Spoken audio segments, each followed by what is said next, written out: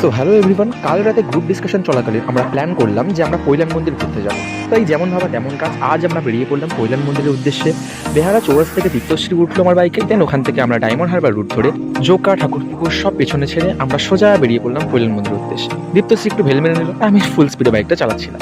দেন যেতে যেতে রাস্তার ধারেই আমরা দেখতে পেলাম পৈলান মন্দির। দেখো কি অপূর্ব সুন্দর লাগছিল পৈলান মন্দিরটা রাস্তার ধার থেকে। আমি তো জাস্ট ভাবছিলাম সামনে তাকাবো না সাইডে তাকাবো। তো আমরা চলে এলাম পৈলান মন্দিরের ভেতরে, বাইক পার্কিং করলাম। বাইক পার্কিং করতে লাগলো আমাদের 20 টাকা, আর বাইকটা রেখে দিয়ে আমরা সোজা এগিয়ে গেলাম পৈলান মন্দিরের উদ্দেশ্যে। তো এই পৈলান মন্দিরের সামনে থেকে ভিউ দীপ্তশ্রী একটু হাই করে দিল, আর আমি একটু হেসে নিলাম। তো এইবার আমরা ওখান থেকে গেলাম পৈলান মন্দিরের সামনে।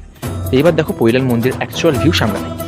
ভেতর থেকে আমাদের ভিডিও করা অ্যালাউ ছিল না, তাই আমি যতটা পেরেছি সামনে থেকে দেখিয়েছি। দেন ওখান থেকে আমাদের একটু খেতে পেয়ে গেল, তাই পৈলান মন্দিরের ভেতরে কমপ্লিমেন্টারি একটা রেস্টুরেন্ট আছে, সেখানে আমরা গেলাম।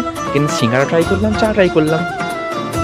চা 15 টাকা করে, সিঙ্গারাও 15 টাকা করে, দাম অনুযায়ী খাবারের টেস্ট করে যথেষ্ট খাওয়া যাবে। যাই হোক, আবার দেখা হবে নেক্সট ভিডিওতে। টাটা।